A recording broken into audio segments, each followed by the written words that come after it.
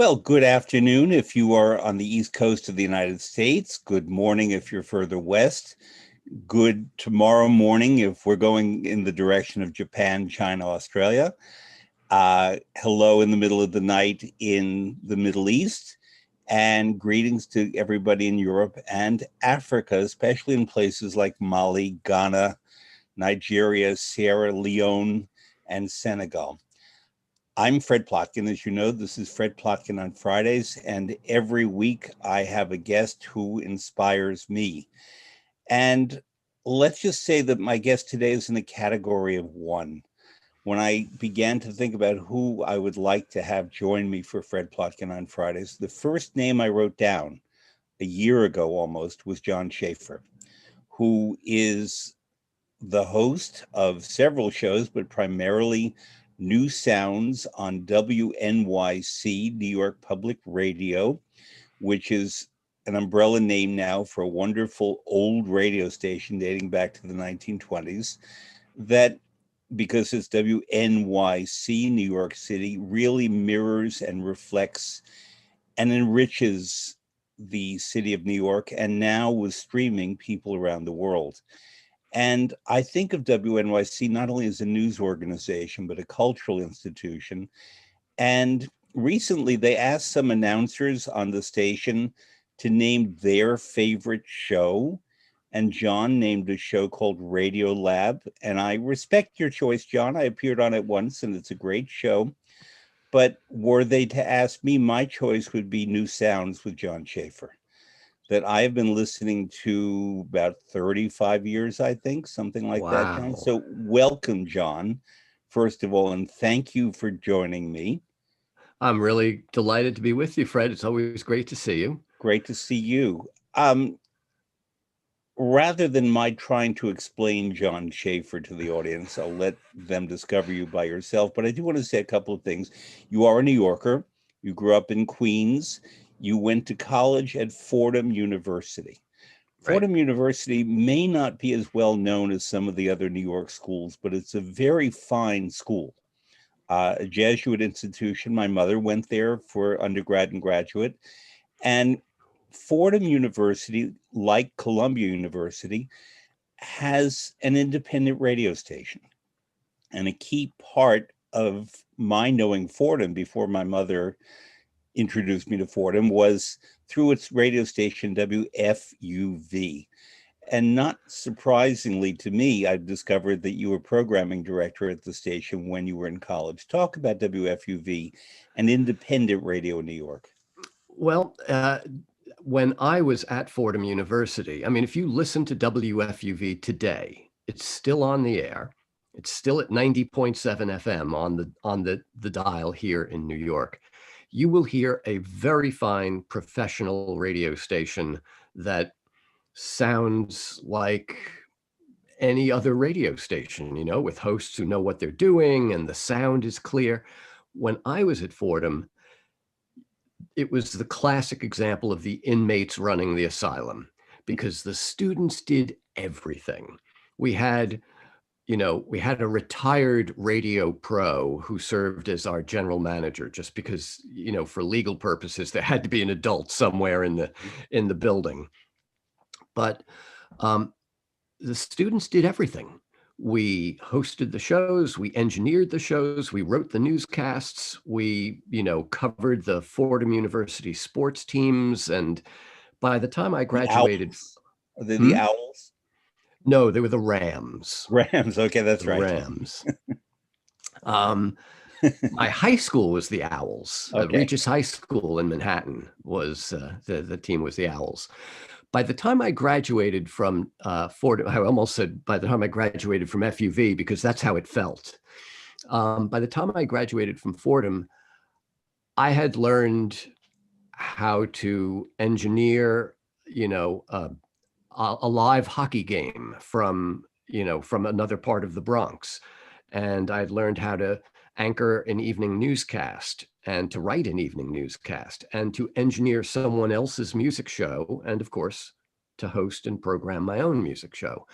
I mean, it was an astonishing education in the nuts and bolts of making radio. So as I say, today you have a very professional, well-run, well-tooled, smooth operating radio station there. If you'd listened back in my day, you never knew what you were going to hear. But, as I say, it was a great education, and really set me up for the things that I've spent my life doing. Did you want to be in radio and you joined WFUV with that in mind, or was it being at WFUV that started that? It's funny. WFUV's studios on the campus were in one of the buildings, one of the classroom buildings, and I was late for a class, and I knew that if I went down this other hallway, it would be a shortcut and I would get to my class a little quicker. And I opened the door and there I was in the studios of not the studios, but I was in the WFUV hallway. And to this day, Fred, I cannot remember if I ever made it to that class, but I sure went back to that hallway and started asking, how can I get involved in this? Because there it was a radio station right there in the middle of the building. So it was really serendipity. It was a total accident. I also had the crazy notion that a career in radio would leave me tons of time to write the great American novel. Radio guys, what do? They walk into a studio, they talk for 3 or 4 hours, and then they have the rest of the day to themselves. This was my thinking, I guess, at the time. I use the word thinking loosely. And while there are radio jobs like that, as it turned out, I never really wanted that kind of radio job after all. I wanted something that was, you used an interesting word when you described WNYC as reflecting, but also enriching the cultural life of the city. I wanted to make radio shows that were not simply reacting to what was going on, but that could be actually proactive and could be involved in the creation process. And so working at WNYC has allowed me to commission music and to, give first exposures to young and emerging and diverse composers and performers. And, that sort of thing. You don't just walk into a studio, do your 4-hour shift, and then go back home and do your real job. It John, takes a would commitment. you describe, I can do it, but I'd rather you do it, to listeners elsewhere in the world, what the funding model is for New York Public Radio, how it makes its money? Well, for many years, WNYC, New York City, was owned and operated by the city government. It was owned by the mayor, basically, not personally, but the mayor chose the person who ran WNYC. In the 1970s, as you will recall, the city hit a big financial problem. And by the end of the 70s, the administration had decided they could no longer afford to run a radio station. So a group of concerned citizens and donors got together and they formed the WNYC Foundation. And in 1981, they hired their first announcers, and I was one of them. I am now dating myself, I realize that, but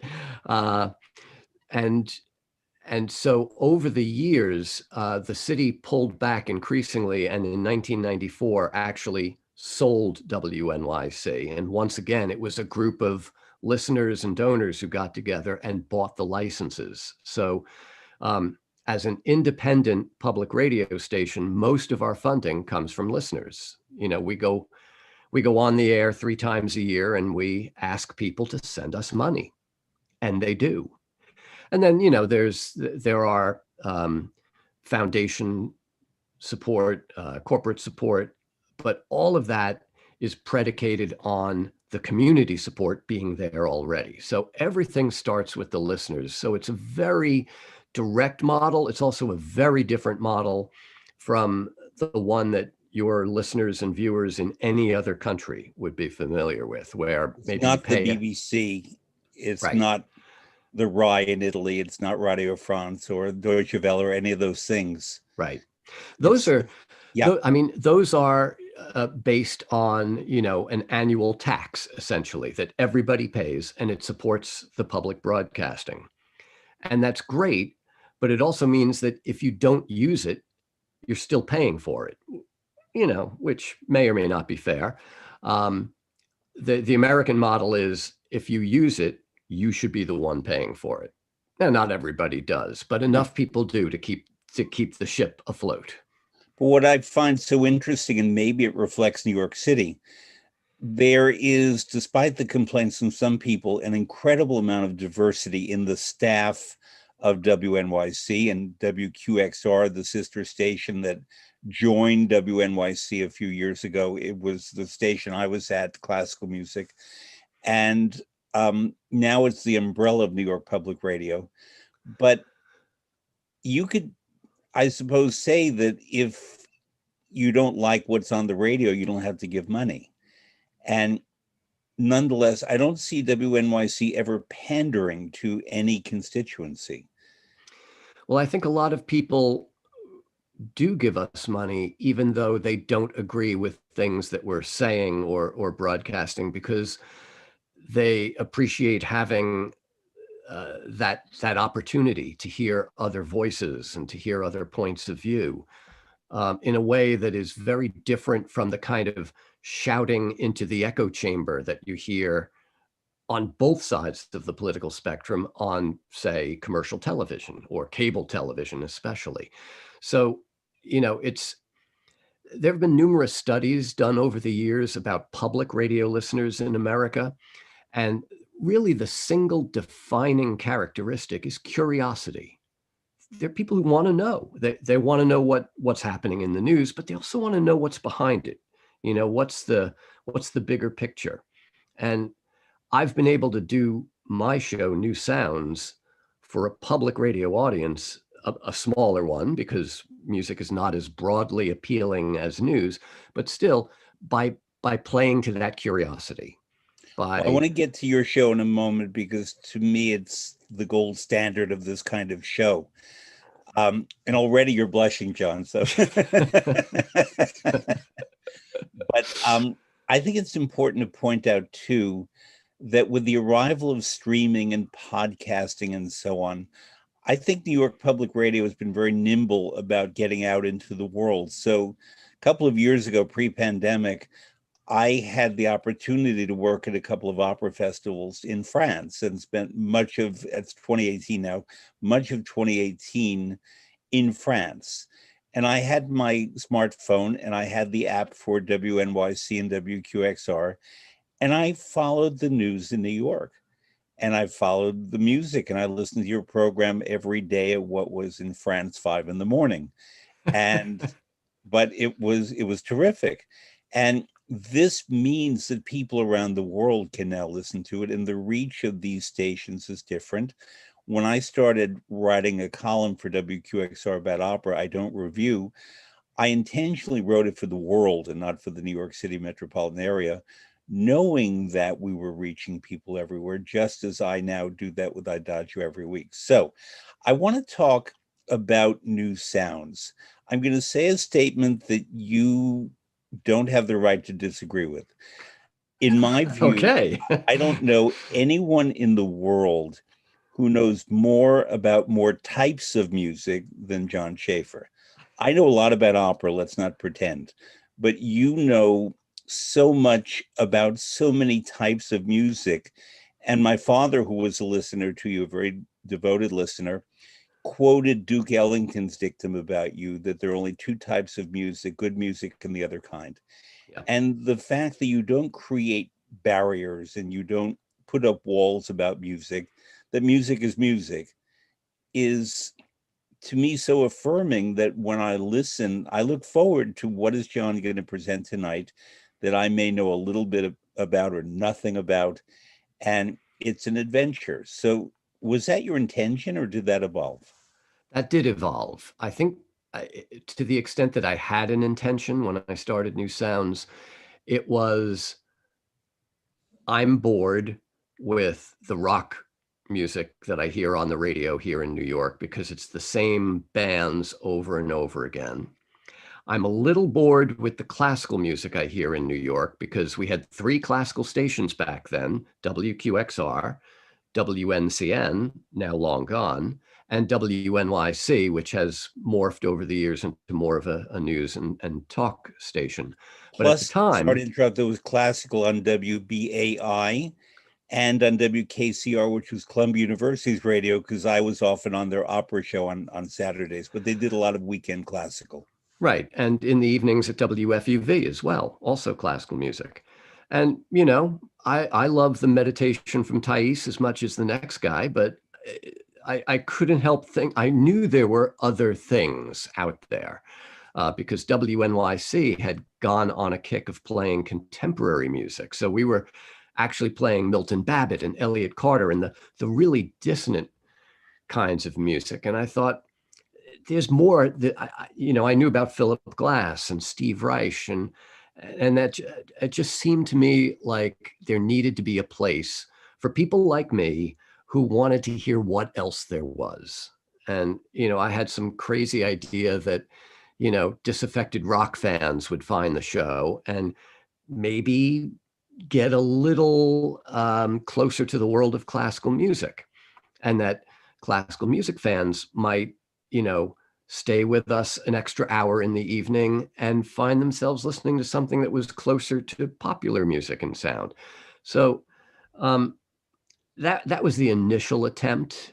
But over the years, I've come to realize that it's broader than that. It's, as you say, it back in the 70s and 80s, we still had record stores, and people organized at home and in their minds, organized their music the way record stores were organized. You had a box for classical, you had a box for rock, you had a box called jazz, which had jazz and everything else. Anything that the record store clerks didn't know what to do with went in that jazz box. And I wanted those records that nobody knew where to play, that nobody knew where to store them or put them. And so that kind of thinking has fallen away over the years as people have, there's a generation now that's grown up with playlists that just draw from all different kinds of music. And that was something that I think my show was getting to back in the record store days. And that's why it seemed so different back then. I wonder when the term and the concept of world music came to be, and how do you feel about the term? It's become, just recently, it's become a term that is sort of loaded with colonial connotations. I began using it, when I wrote my book, New Sounds, A Listener's Guide to New Music, back in 1987. Yeah. I titled a whole chapter World Music, because there were various attempts at defining cross-cultural things and, places where traditional musics from non-Western countries could be heard. And I didn't like any of them. One world music, fourth world music. I thought simpler is better. It's music of the world. As I say, there's now been an attempt to try and find a new term. And some people, the Grammys, for example, the world music category at the Grammys this year was changed to global music, which I'm not sure what we gain by that, because it's the same problem. Global music means everything from around the world except for Western Europe and North America.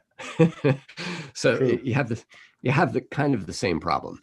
But to answer your question, I found world music to be a vague enough term to be a catch-all that could encompass classical traditions from Central and South Asia, from West Africa, from Indonesia, along with, folk music traditions of great antiquity from anywhere in the world, and even more, the kind of the growing sense that all of these traditions were mingling, just as the people were moving around the world and rubbing elbows with each other culturally. that was happening with music too.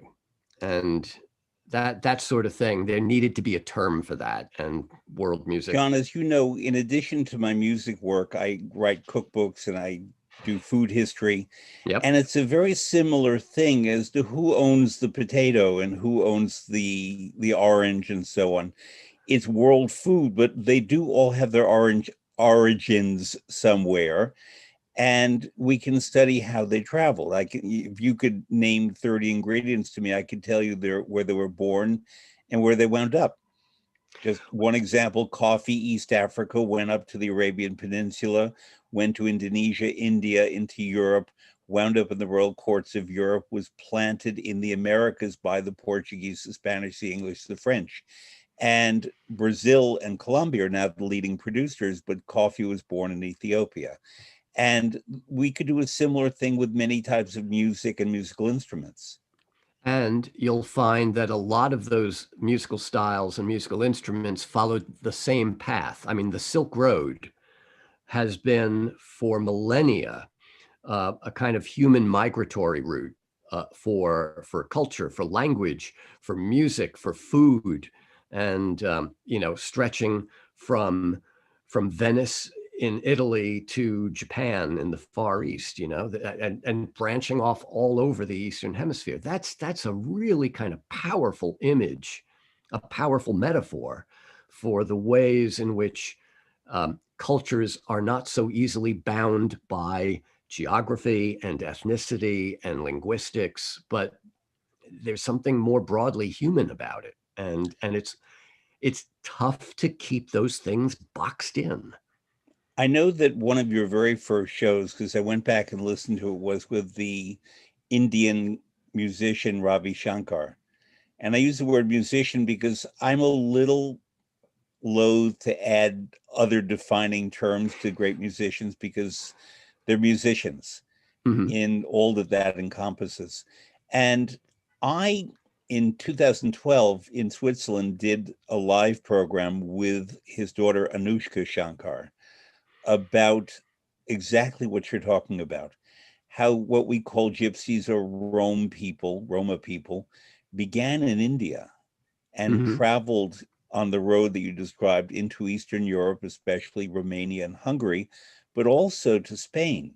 Right. And to some degree, southern France, but especially Spain, and how the stringed instruments that began as a sitar in India became a zither and many other things and wound up in Spain as a guitar, guitarra. And she was wonderful at picking up each instrument and demonstrating how the same music sounds different on each instrument, while I narrated the food progress of going back and forth from those places. John, you, through, at least to me, and I know to many people, you were the person who introduced what is known as Tuvan throat singing. I had never heard it before, and it was very alarming when I heard it on the radio for the first time. What is that for people who don't know? So Tuva is a region of Siberia adjacent to Mongolia, and Tuvans and Mongolians are essentially the same group of people.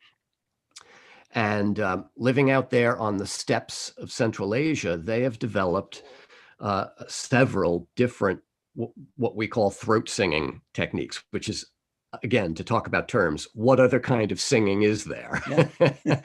But in this case, throat singing specifically refers to a means of kind of tensing the muscles in the throat so that you can pick out overtones from the basic fundamental that you or I could sing.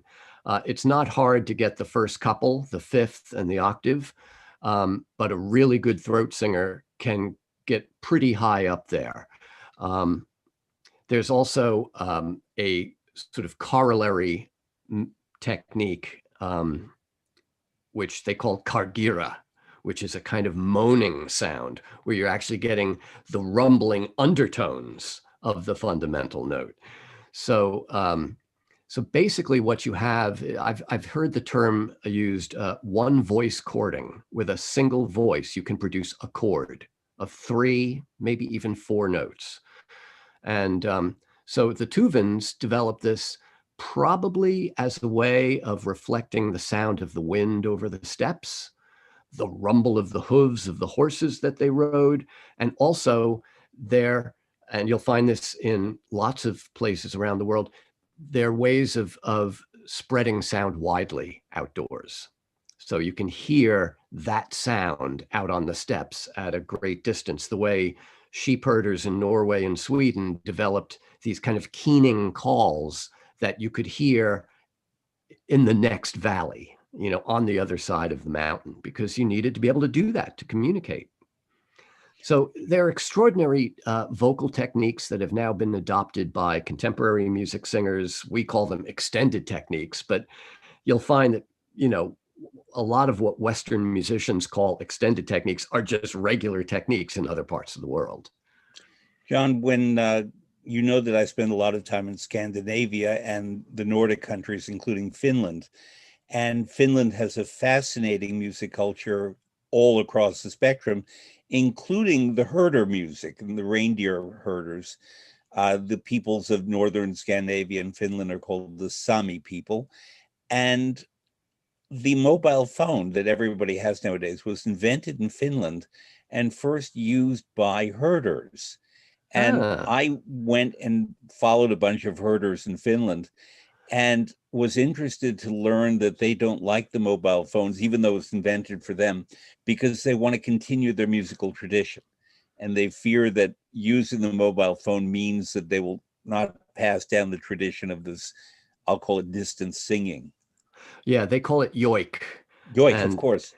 And yoiking is not just singing. It's also a way of, again, reflecting nature. So there's a yoik that is the call of the raven, and there's another yoik that's the call of the reindeer, just as in the opposite end of the world, the the indigenous people of Australia, they have a song about the kangaroo and a song for the bullfrog, and so that intimate connection between singing and the sound of nature around you is something that we find all over the world, from Norway to Tuva to Australia.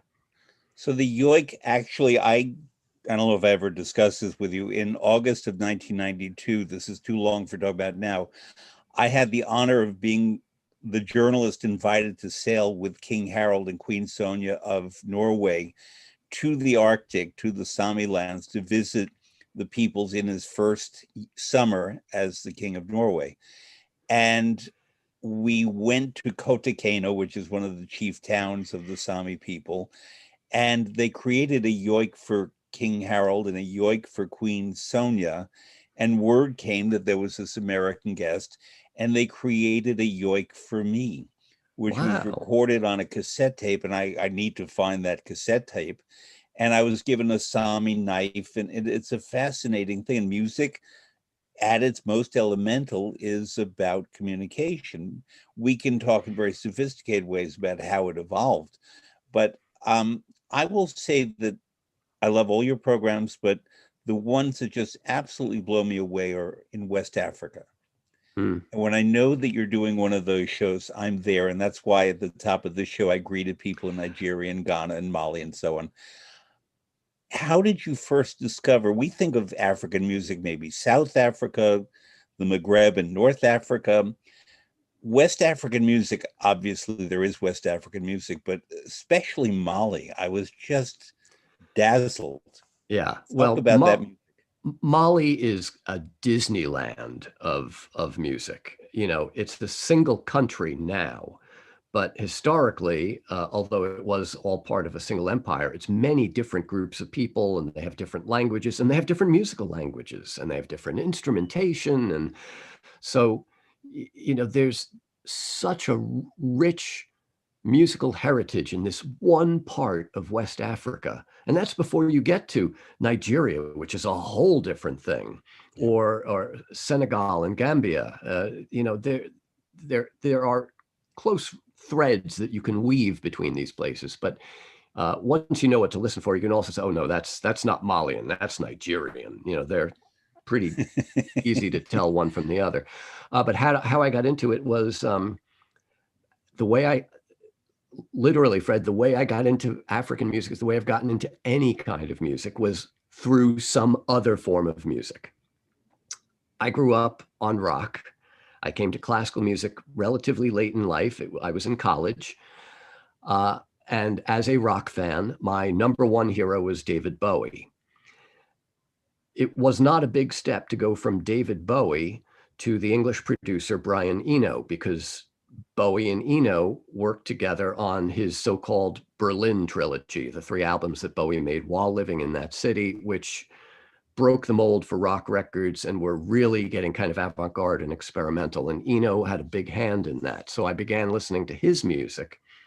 And he was a huge fan of the Nigerian band leader Fela Kuti. Okay.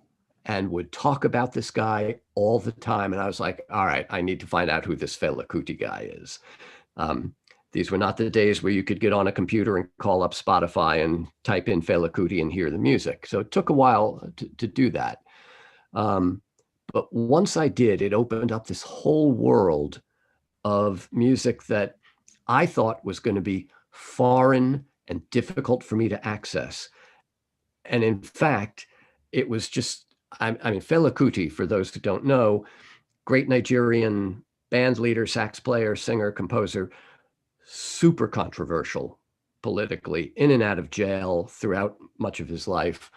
But a guy who married the sounds of traditional Nigerian music to American funk and created these kind of long form, almost trancy, often very politically motivated songs that would last for 12, 15, 20 minutes.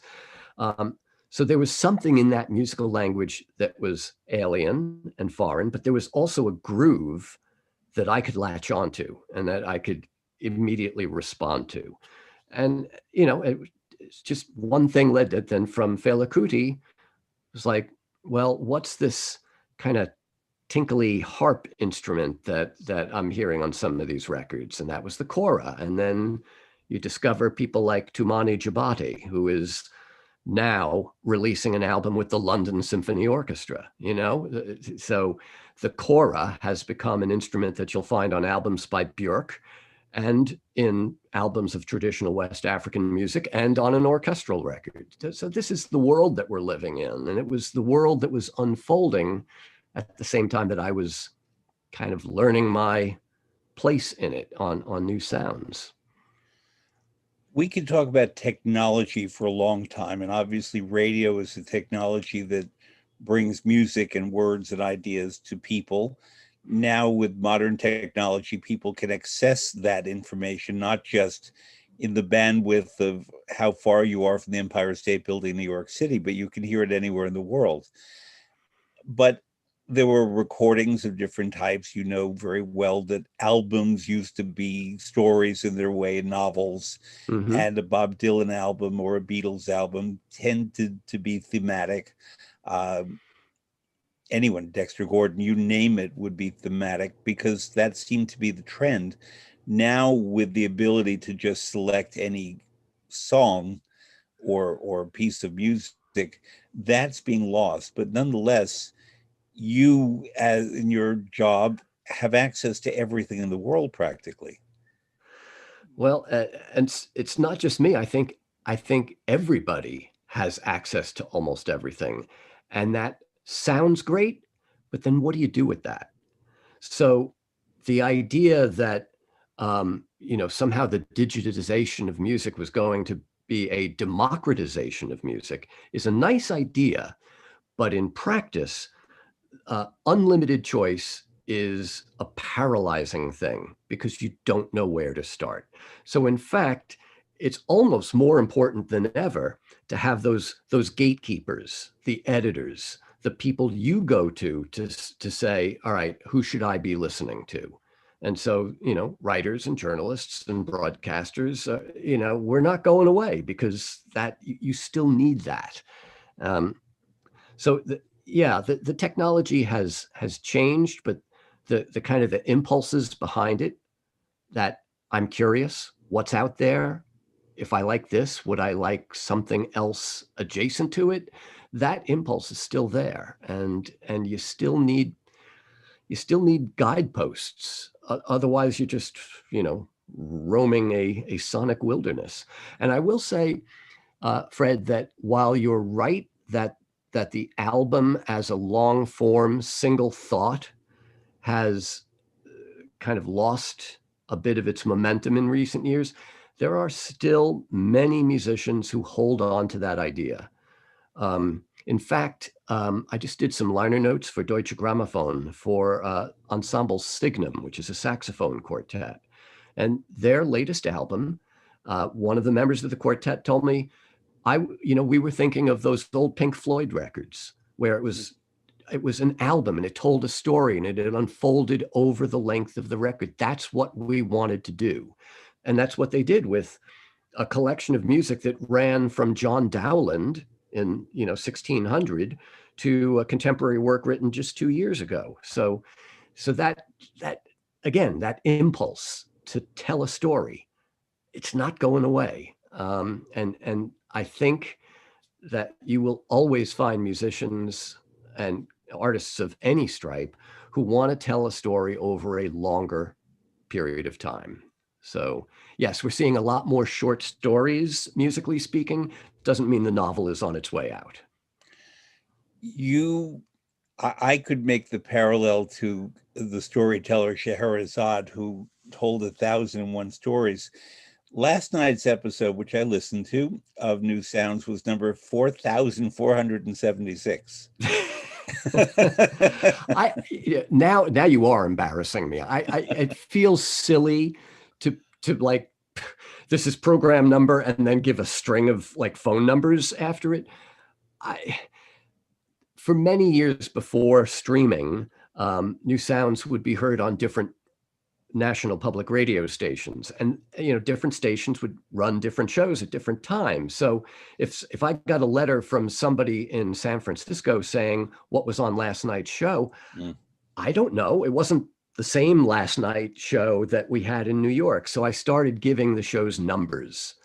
That's the only reason they're numbered, so that when people write in, I know what they're talking about. They're being numbered. I'm remarking at not just the quantity, but the quality, and how I find them very compelling, in part because I don't check ahead of time to find out what you might be doing. And so if it's Orpheus and Eurydice, or if it's music from documentaries, or if it's the latest Philip Glass work, or whatever it is from all over the world, I'm there to learn. But how do you pick? How do you frankly find the time to do all the research? Because, recently you had something Icelandic, which I loved, but it's everywhere and it's all good. And I mean, from the Duke Ellington point of view, it's all good and you're all good, but I mean, from the Duke Ellington, that it's really about the quality of the music. It's good. Well, I think I'll come back to your metaphor from earlier of food. I mean, if I suggest to you, a cut of beef and a spice or two, you will automatically, without even needing to think much about it, start to create a recipe. Am I right? Yes. You'll think, well, if those are the 2 or 3 ingredients I'm given, I will add this, this, and this, because that will go together and make an interesting dish. And then a wine pairing to go with it. I'm at this point, I'm the same way with a song. It's very hard for me to hear a piece of music and not start thinking, oh, that reminds me of this, or that would go really well with this, or didn't I hear something else that had that kind of theme, whether a musical one or a lyric, a textual one. And it just, once I have 3 or 4 pieces that I've linked somehow, then I know I have a theme and I will build out from that. And, sometimes it'll take a while. You mentioned the Orpheus and Eurydice show. It was actually a 2-part show. I started working on that 2 years ago. There's a piece of paper, one of these pieces of paper on, one of these pieces of paper here has a list of, as I came across another Orpheus piece that was interesting, but not like write down the mainstream. I would jot it down. And when I had enough and I had what I thought was a good dish and an appropriate wine to accompany it, that's when I put it on the air. I had to give a lecture recently about the origins of opera, especially the opera in Italy. And to my surprise, we think of so many Orpheus operas, but actually a Eurydice opera came before the first Orpheus opera. Eurydice opera came, it was by Jacopo Peri. Peri, yes. And it was 1600, and the first known Orpheus opera was 1607 by Monteverdi. Right. And well, and that's my why passion in this, yes, John? Well, that's why at the end of the two-part series on Orpheus and Eurydice, that's why we gave the last word to Eurydice, because it seemed appropriate, you know. And there was a recent opera, I didn't see it, that was done at Los Angeles Opera by Matthew O'Coin, starring Danielle Denise, who was my guest here last July, as Eurydice. And Right. I gather it will be eventually coming to the Metropolitan Opera. I'm Yeah, going to shift gears. Yes, John. I was just going to say that's based on a play by Sarah Rule called Yes. Eurydice. Excellent playwright. Yeah, and the composer Toby Twining, who, to cycle back, is one of the Western singers who's adopted those Tuvan throat singing techniques. Toby Twining did a score for one of the theater productions of Eurydice, not an opera, but did incidental music for a theatrical production of that same Sarah Rule play. But sorry, go ahead. I'm going to take us back to Asia because there's something I've always wanted to ask you about, but never had the occasion. You traveled to North Korea. Yes. With the New York Philharmonic in 2008. How, why, and talk about that, please. I like to tell people that it was a once in a lifetime experience, and I intend to keep it that way. It was one of the most, frankly, paranoia-inducing times of my life. So as you probably recall, the New York Philharmonic was invited to fly to Pyongyang to do a concert to sort of herald a new beginning of relations between the United States and North Korea. The State Department was behind it. The orchestra was touring in China, so it was an easy lift for them to get from Beijing to Pyongyang.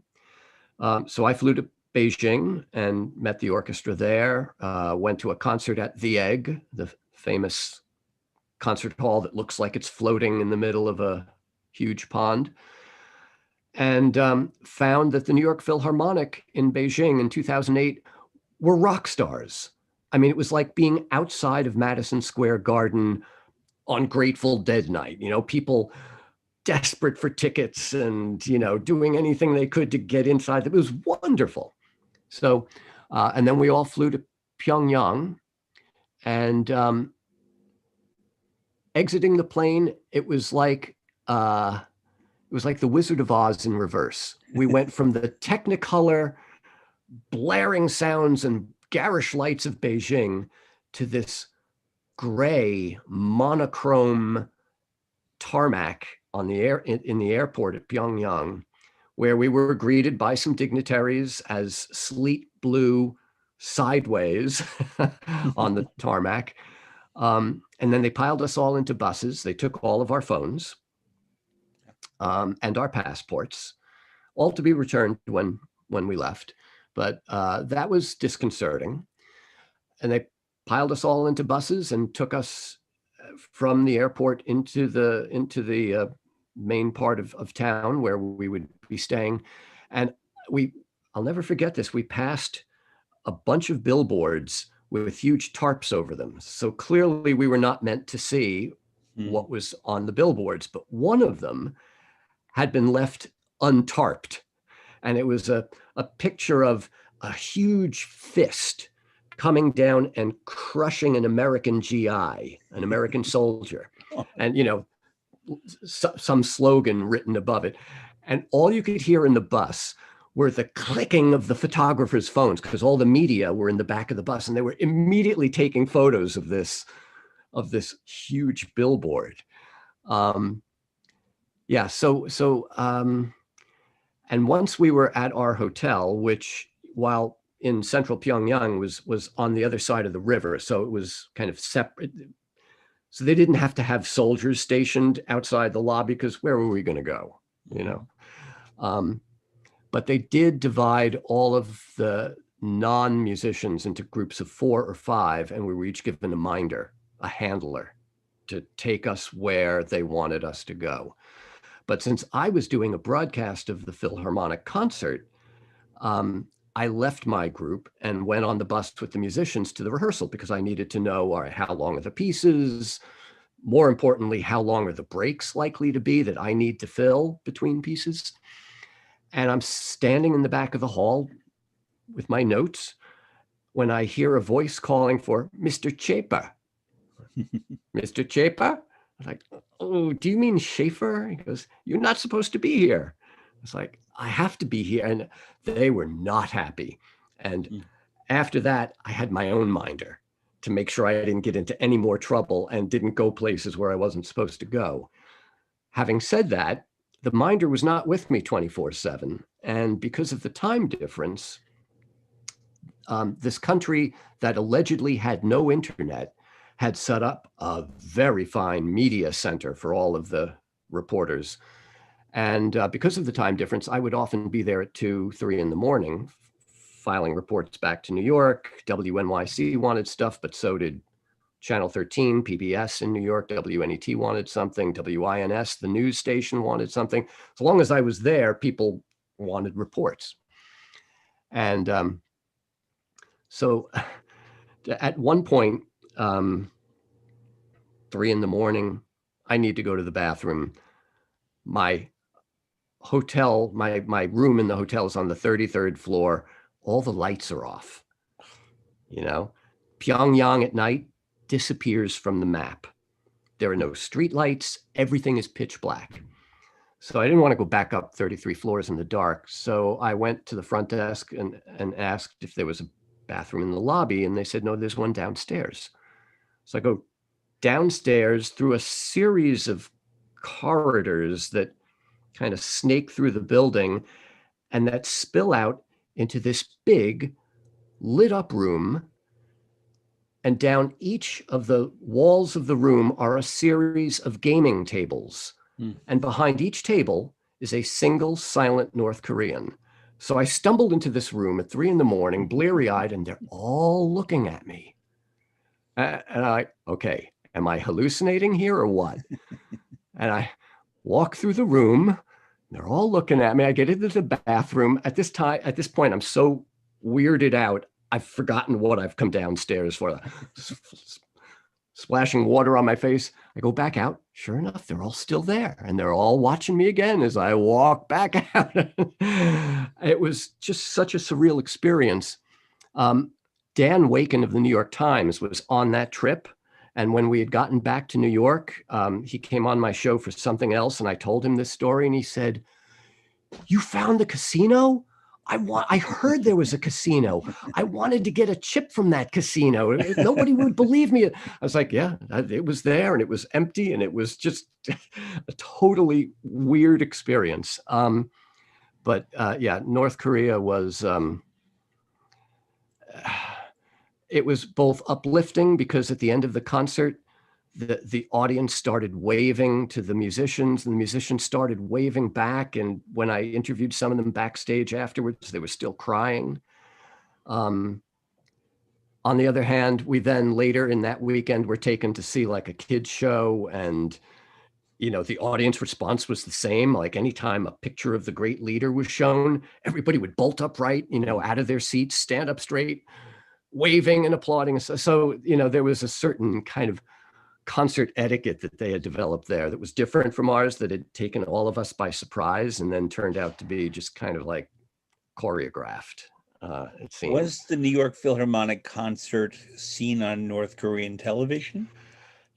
Yes, it was. North Korean television, of course, I wasn't watching it at the time, but whenever I did try and tune into it, it was a lot of folk music. It was a lot of programs of patriotic music, you know, women in the long flowing gowns, like 20 or 30 of them behind their zithers, their kayagums, playing in unison. Everything is done in unison.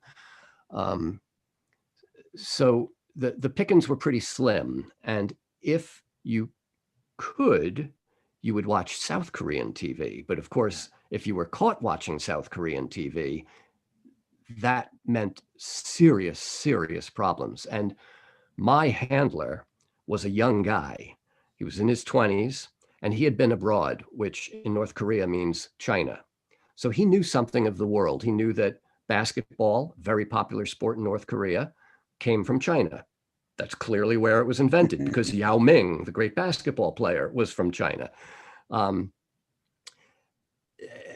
so we had some very interesting but uncomfortable conversations where I sort of tried to see how far I could push the conversation, and he tried to see how far he could answer me without saying something that could get him thrown in the gulag.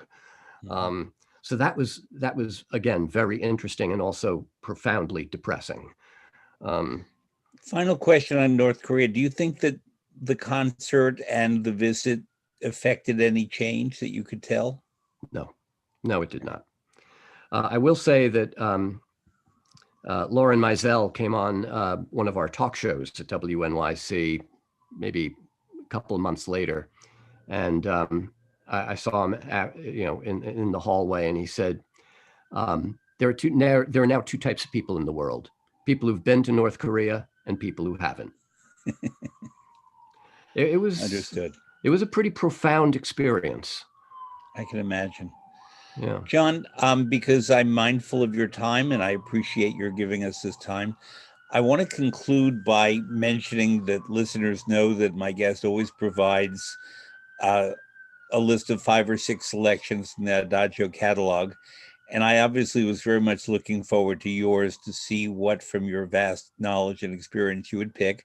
There is Stravinsky, Rite of Spring, Steve Reich, Music for 18 Musicians, a Bach Partita, Ray Vaughan Williams, Breeden Hill. You and I share a love for Ray Vaughan Williams. What is it about his music? There's something very English about it. I will admit to being an Anglophile. I love England. I love the countryside. I love London. But there's something very like a Sargent painting, come to life in the music of Vaughan Williams. And especially Breeden Hill is redolent of English folk song, which I've always loved. Mm-hmm. And that whole song cycle on Wenlock Edge is, it just lives and breathes the sound of English folk music, but in this wonderful chamber music setting. He also did an orchestral setting, which I think is gilding the lily. I love the string quartet, piano and voice of the original. And, it's a song cycle that is not nearly as well known, I think, as it should be. And, Lark Ascending, Antarctic Symphony, the Thomas Tallis Fantasia. I mean, he was a very, very fine composer. And it was through him that I discovered Benjamin Britten, who is one of my absolute favorite composers. So again, everything leads to something else. Sure. You included Philip Glass's opera Einstein on the Beach, which I'll let stand for what it is because it's well known. But I want to focus specifically on a work that I loved when I first heard it at its New York Philharmonic premiere in 2019. And it's by the American composer Julia Wolf, called Fire in My Mouth. It relates to an incident whose anniversary actually was yesterday, today Right. being March 26th of 2021. Yesterday, March 25th, 1911, was the Triangle Shirtwaist Fire. So it's 110 years ago. Talk about that and then about the work, which is an oratorio. Yeah, so 146 women, if memory serves, were killed. Many of them were immigrants, most of them from southern Italy or Eastern Europe. So they were killed when fire raced through this upper floor of the factory where they were enclosed and working in what was essentially a sweatshop. This tragedy spurred a kind of first attempt at taking care of immigrant communities in New York, and a much longer lasting and more successful effort to kind of legalize or to administer laws governing workplaces. So workplace safety, fire exits, fire codes, all of these things were a result of the Triangle Shirtwaist Factory fire. So Julie Wolfe had done a couple of pieces before this that dealt with American labor. She'd done a piece called Steel Hammer about John Henry, the steel driving man who fought the locomotive and won at the cost of his life. She did another piece for which she won the Pulitzer Prize called Anthracite Fields, about the coal mining community of Pennsylvania, where she is from. And so she took on this oratorio project, and she scored it for the New York Philharmonic and 146 women's voices, a choir of women and another choir of younger girls, who, in addition to singing, also play is a weird word.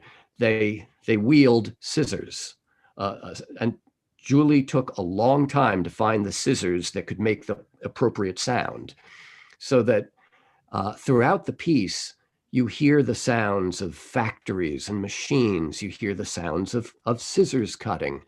You hear the sounds of what could be a fuse being lit. You hear a rush, an explosion. All of these things are done without sound effects. They are done by the orchestra. And one of the most astonishing things about this, there are two of them. One is the variety of sounds that she gets from the orchestra, where you would never say to yourself, oh yeah, that's the New York Phil. And the other is that the Philharmonic musicians went along with this. The days are not so far in the past where those musicians would have said, oh no, I didn't learn to play my violin just so I could scratch at it the way she wants me to. It's a different generation of players, and they understand what she's going for. And there's a moment in the second act where the machinery is humming. It's called Factory, this part of the oratorio. The machinery is humming, everything's going along, and the workers start to sing.